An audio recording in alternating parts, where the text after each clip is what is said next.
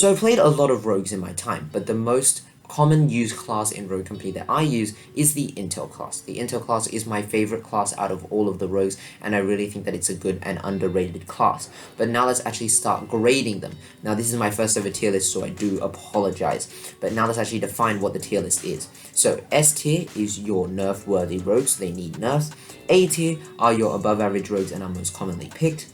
B tier are your average rogues. C tier are your below average rogues and may just be picked as counters or flex picks, and D tier is potentially deserving of a buff. So we are starting out with Talon. Talon is a really good intel rogue. He has the radar dart and mag gloves. The radar dart can be used offensively, where he can chuck it inside a room, see where the enemies are, and be able to flashbang it. He can also use it defensively as an extra set of eyes to see where the enemy is coming from and how he should effectively deal with that. He also has tracker rounds and life drain. Tracker rounds allow him to give a bit more intel to his team, especially if you are solo queuing and not in comms with your team. Life drain obviously allows for a lot of good momentum, and so therefore you'll be able to wipe a team, especially with that 50 extra HP. It is really useful and definitely is a good type of combo to have, especially with, you know, a gun like the SMG class.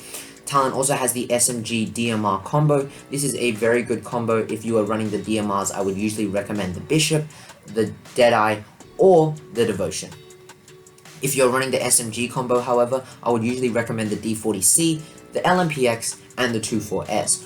This SMG category is usually considered king and even meta by some people in Rogue Company, and so therefore Talon having access to this is a really good thing.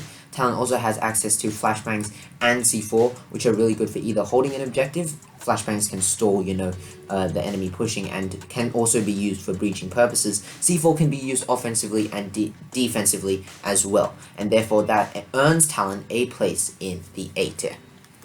Next up is Seeker. Seeker is a really good intel rogue. He has a bow that actually reveals anyone within its path, and its area of reveal is actually really big and actually very forgiving. And so therefore you can just shoot it in any general direction and you should be able to at least get one person 9 times out of 10 if you at least know a general direction.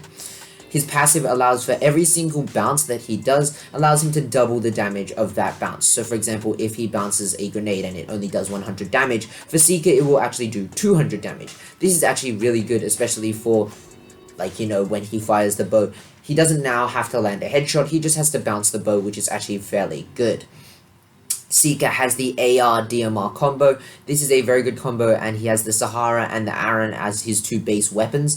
This is actually a really good combo also, but you can also run the KA-30 or even the Bishop with Seeker, and I think that that is also a fairly good combo. He has the bounce grenade, which works really well with his passive, and he has the sticky sensors for a little bit more intel. He has life drain, which can be used for a lot of momentum, and lifeline, which can be used for very good healing purposes, and so therefore Seeker is actually a really good intel rogue. He may even be OP, and so therefore we are putting him in the S tier for a nerf worthy rogue. Dallas is up next, and he is a okay-ish rogue. His ability allows him to snap and see the nearest enemy towards him and reveal them.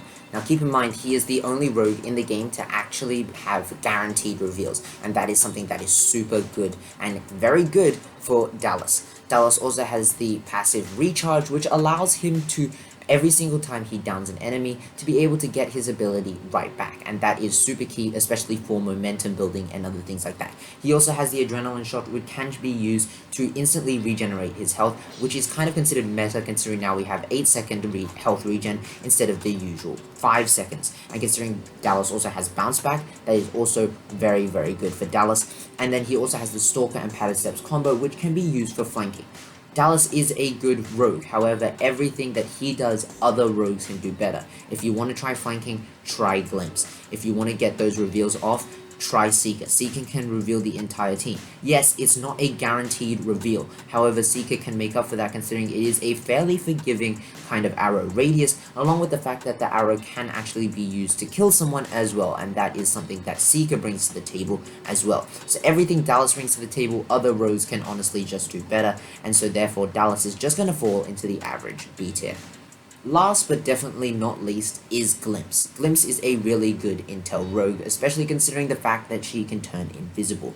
The invisibility, as long as she has her energy meter, will be able to gain a certain amount of reconnaissance, and that is something that is super key with Glimpse. Glimpse also has the passive which allows her to see when an enemy is nearby within the form of an arrow, and that is actually pretty key also, and can be paired with Dahlia for some pretty sick plays to understand where the enemies are. The problem with Glimpse is that she doesn't actually have any type of reveal off the rip. She actually has to buy tracker rounds, which is something that is a bit different for a rogue like Glimpse, and definitely an intel rogue. If she could reveal off the rip for whatever reason possible, then she would be S tier, 100%. However, the only way that she can effectively gain intel without tracker rounds is if you are in comms with your team. And if you're playing pubs, that's not really going to work. So, therefore, because of that, she is just going to be in the average A tier. Okay guys, I hope you guys enjoyed today's upload. I do daily Rogue Company content, and if you're new to the channel, make sure to subscribe, because I do daily Rogue Company content. I don't want you guys to miss the uploads that I'm doing, and you guys won't if you guys subscribe. But without any further ado, I'll see you guys all in tomorrow's daily upload. Bye bye.